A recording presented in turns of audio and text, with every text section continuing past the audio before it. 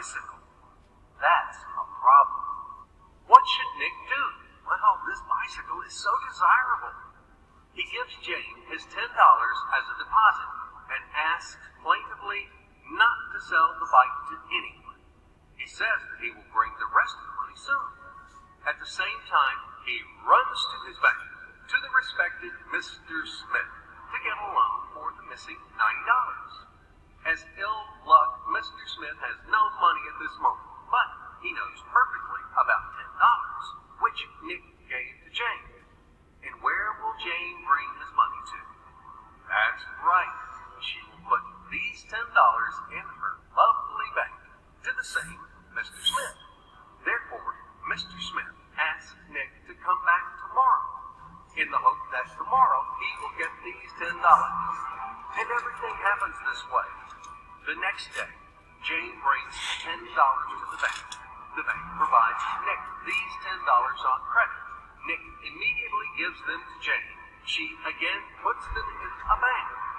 The bank again provides Nick these $10 on credit, etc.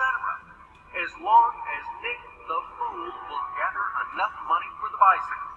Don't get confused yet. Be patient, I told you.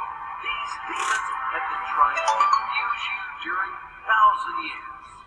These damn economists and financiers. But anyway, we will figure everything out. So what do we have in the end? Nick finally got the bike from Jane.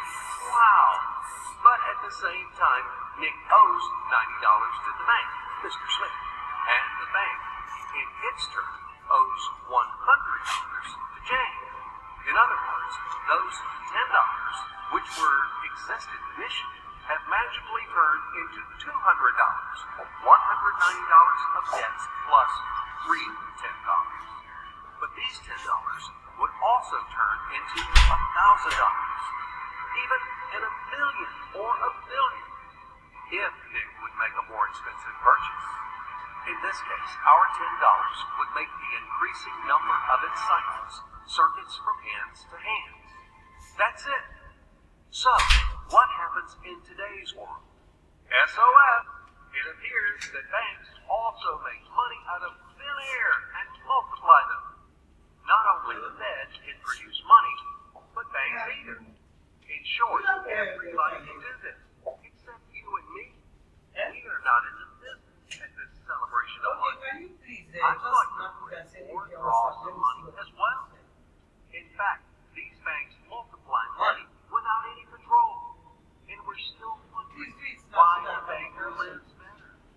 What our naive fools are like. Now it is clear why.